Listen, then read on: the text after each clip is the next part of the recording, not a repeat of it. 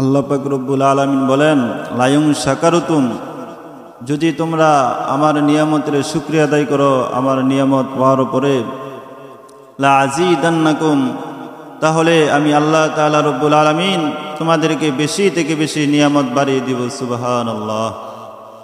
ওয়ালাইন কাফারতুম, আর যদি আমার নিয়ামত পাওয়ার পরে আমার নিয়ামতের না শুকরিয়া আদায় করো, আমার অকৃতজ্ঞতা করো, তাহলে মনে রাখো, ইন্না আযাবি লাশাদীদ, আমার আযাব বড় কঠিন, আমার শাস্তি বড় কঠিন। এই যে আল্লাহ কঠিন আযাবের কথা বললেন, কঠিন শাস্তির কথা বললেন, কাদের জন্য বললেন? না শুকরিয়াদের জন্য বললেন, অকৃতজ্ঞদের জন্য বললেন। আল্লাহ নিজেই যদি কঠিন আযাবের কথা বলে থাকেন, কঠিন শাস্তির কথা বলে থাকেন, এই কঠিন আযাব আর কঠিন শাস্তির পরিমাণ কি পরিমাণ হতে পারে দেখেন, একটু চিন্তা করা যায় কিনা। জাহান্নামের ভিতরে সবচাইতে সহজ শাস্তি দেওয়া হবে, ছোট শাস্তি দেওয়া হবে আবু তালেবকে। আবু তালেবের পায়ের ভিতরে জাহান্নামের দুইটা স্যান্ডেল পরিধান করে দেওয়া হবে। এই দুইটা স্যান্ডেল এত গরম হবে, সারা শরীর সিদ্ধ হয়ে যাবে। হাড্ডি থেকে গোশতগুলা আলাদা হয়ে যাবে, মাথার মগজগুলা টপ টপ টপ টপ করে ফুটতে থাকবে, গলিত মগজগুলা কান বেয়ে বেয়ে নাক বেয়ে বেয়ে পড়তে থাকবে। আবু তালেবকে প্রশ্ন করা হবে, তোমার অনুভূতি কেমন? আবু তালেব জবাবে বলবে, আমার কাছে মনে হয়েছে জাহান্নামের ভিতরে সবচাইতে কঠিন শাস্তিটা দেওয়া হয়েছে। তাহলে দেখেন, সহজ শাস্তির পরিমাণ যদি এরকম হয়, যেখানে আল্লাহ পাক কঠিন আযাবের কথা বললেন, কঠিন শাস্তির কথা বললেন অকৃতজ্ঞদের জন্য, তাহলে কঠিন আযাবের কঠিন শাস্তির পরিমাণ কি ভয়াবহ হতে পারে একটু চিন্তা করা যায়। এজন্য আল্লাহ পাক রব্বুল আলামিনের নিয়ামতের শুকরিয়া আদায় করা। আল্লাহ পাক রব্বুল আলামিন আমাদেরকে যে সমস্ত নিয়ামত দিয়েছেন, এই নিয়ামতের শুকরিয়া আদায় করতে হবে। এর ভিতরে আল্লাহ পাক রব্বুল আলামিন আমাকে আপনাকে আজকে সুস্থ রেখেছে। সুস্থতা এটা আল্লাহ পাক রব্বুল আলামিনের সবচাইতে বড় একটা নিয়ামত। এটা আপনাদেরকে বলে বোঝানো যাবে না, কত বড় যে একটা নিয়ামত। আল্লাহর পয়গম্বর হযরতে মূসা আলাইহিস সালাতু ওয়াস সালাম আল্লাহর সাথে কথোপকথন করেন, আল্লাহর সাথে কথা বলেন। একবার যায় আল্লাহর পয়গম্বর হযরতে মূসা আলাইহিস সালাতু ওয়াস সালাম আল্লাহকে ডাক দিয়ে বলে, ওগো আসমানের মালিক আল্লাহ, আমি আপনাকে একটা কথা জিজ্ঞাসা করতে চাই, আমি আপনাকে একটা প্রশ্ন করতে চাই, আমাকে জবাব দেওয়া লাগবে। আল্লাহ পাক রব্বুল আলামিন বললেন, ওগো মূসা, তুমি আমার কাছে কি জানতে চাও? তুমি আমার কাছে কি বলতে চাও বলো। আল্লাহর পয়গম্বর হযরতে মূসা আলাইহিস সালাতু ওয়াস সালাম বললেন, ওগো আল্লাহ, আমি মূসা কালিমুল্লাহ যদি হই রব, আর আপনি রব যদি হইতেন মূসা, তাহলে আপনি সব সময় আমার কাছে কোন নিয়ামত চাইতেন? আল্লাহ পাক রব্বুল আলামিন বলেন, আরে মূসা,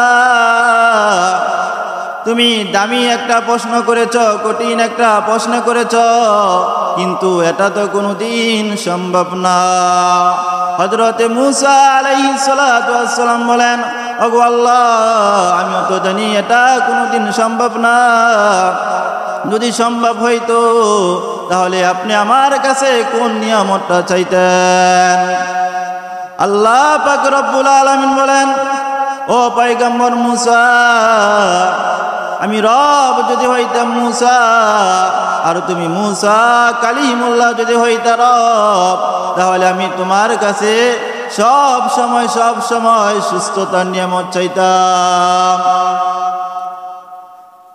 এই জন্য মেরে ভাই ও দোস্ত আহবাব বুজুর্গ, এই সুস্থতা এটা আল্লাহ তাআলার পক্ষ থেকে বড় একটা নিয়ামত। আমরা যখন সুস্থ থাকি, তখন অসুস্থতা ভিতরে যখন না থাকি, তখন আমি আর আপনি সুস্থতার কদর বুঝি না। আল্লাহ রাসূল সাল্লাল্লাহু আলাইহি ওয়াসাল্লাম বলেছেন, তোমরা অসুস্থ হওয়ার আগে সুস্থতাকে গনিমত মনে করো। এই সুস্থতা আল্লাহ তাআলার পক্ষ থেকে বড় একটা নিয়ামত। তো আল্লাহ পাক রব্বুল আলামিন বলতেছেন, হে বান্দা, আমি তোমাদেরকে যে সমস্ত নিয়ামত দিয়েছি, এই সমস্ত নিয়ামতের শুকরিয়া আদায় করো। আল্লাহ পাক রব্বুল আলামিন বলেন, হে পৃথিবীর মানুষেরা, আসমান আর জমিনের ভিতরে যত নিয়ামত দিয়েছি, সমুদ্রের গভীরে যত নিয়ামত দিয়েছি, পাহাড়ের চৌড়ায় যত নিয়ামত দিয়েছি, এই সমস্ত নিয়ামতগুলো আমি আল্লাহ তাআলা রব্বুল আলামিন বান্দা তোমার জন্য দান করলাম। আল্লাহর পয়গম্বর বললেন, লা তাসুহু, সারা পৃথিবীতে যত নিয়ামত আছে এই সমস্ত নিয়ামতগুলা কখনো কোনে শেষ করা যাবে না। এই যে আল্লাহ পাক রব্বুল আলামিন এত নিয়ামত আমাকে আপনাকে দান করেছে, আল্লাহ পাক রব্বুল আলামিন বলেন, বান্দা এই সমস্ত নিয়ামতগুলো আমি তোমার কল্যাণের জন্য দান করলাম, আর তোমাকে বানালাম আমি আল্লাহ তাআলার জন্য।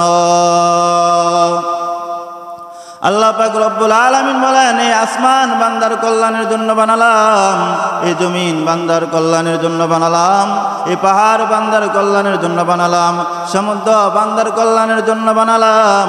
এক কথায় সারা পৃথিবীতে যা আছে, যত নিয়ামত আছে, সব বান্দার কল্যাণের জন্য বানালাম। এই সূর্য বান্দার গোলামি করতে যাইয়া, সূর্য সকালবেলা আলো দেয়, সন্ধ্যা বান্দার গোলামি করতে যাইয়া রৌদ্র দেয়। এই জমিন বান্দার গোলামি করতে যাইয়া জমিন আমাকে আপনাকে ফসল দেয়। সমুদ্র আমার আপনার গোলামি করতে যাইয়া এই সমুদ্রের ভিতরে যে মাছ আছে, এই মাছ আমার আপনার গোলামি করে। কথা বলেন ঠিক কিনা? আল্লাহ পাক রব্বুল আলামিন বলেন, আসমান আর জমিনের ভিতরে যত নিয়ামত আছে, যত নিয়ামত আছে, এই সমস্ত নিয়ামতগুলো আমি আল্লাহ তাআলা রব্বুল আলামিন তোমার গোলাম হিসাবে বানাই দিলাম। আর আমি আল্লাহ তাআলা রব্বুল আলামিন তোমাদেরকে বানাইলাম আমি আল্লাহ তাআলা রব্বুল আলামিনের গোলামি করার জন্য, আমি আল্লাহ তাআলা রব্বুল আলামিনের ইবাদত করার জন্য। আল্লাহ পাক রব্বুল আলামিন বলেন, ওমা খালাকতুল জিন্না ওয়াল ইনসা ইল্লা লিয়াবুদুন, আমি জিন আর ইনসান একমাত্র সৃষ্টি করেছি আমি আল্লাহ তাআলা রব্বুল আলামিনের ইবাদত করার জন্য। এজন্য আল্লাহ পাক রব্বুল আলামিন সারা পৃথিবীর নিয়ামতগুলো আমার আপনার জন্য বানাই দিলেন। সারা পৃথিবীর নিয়ামতগুলো আমার আপনার গোলামি করে আর আমাকে আপনাকে বানাইলেন আল্লাহ পাক রব্বুল আলামিনের গোলামি করার জন্য। আজকে আমি আর আপনি নিয়ামতের শুকরিয়া আদায় করি না। আল্লাহ পাক রব্বুল আলামিন বলেন, ইয়াসালুনা মা ফিস সামাওয়াতি ওয়াল আরদ, আসমান আর জমিনের ভিতরে যত মাখলুক আছে, যত জীবজন্তু আছে, ফলে এবং জলে যত জীবজন্তু আছে, এই সমস্ত জীবজন্তুটা প্রতিটা মুহূর্তে আমি আল্লাহ তাআলা রব্বুল আলামিনের কাছে চাই, আমি আল্লাহ তাআলা রব্বুল আলামিনের কাছে প্রার্থনা করে আমি আল্লাহ তাআলা রব্বুল আলামিনের কাছে সাহায্য নিয়ে চলে। আর তুমি মানুষ আমি সৃষ্টি করলাম, তোমাদেরকে এত কিছু দিয়েছি, এত কিছু দেওয়ার পরও আমি আল্লাহ তাআলা রব্বুল আলামিনের নিয়ামতের শুকরিয়া আদায় করো না। এজন্য আল্লাহ তাআলা রব্বুল আলামিন বলেন, বান্দা তুমি যদি আমার নিয়ামতের শুকরিয়া আদায় না করো, তাহলে ইন্না আযাবি লাশাদীদ, আমার আযাব বড় কঠিন, আমার শাস্তি বড় কঠিন। এজন্য আল্লাহ পাকের নিয়ামতের শুকরিয়া আদায় করার দরকার আছে কি নাই?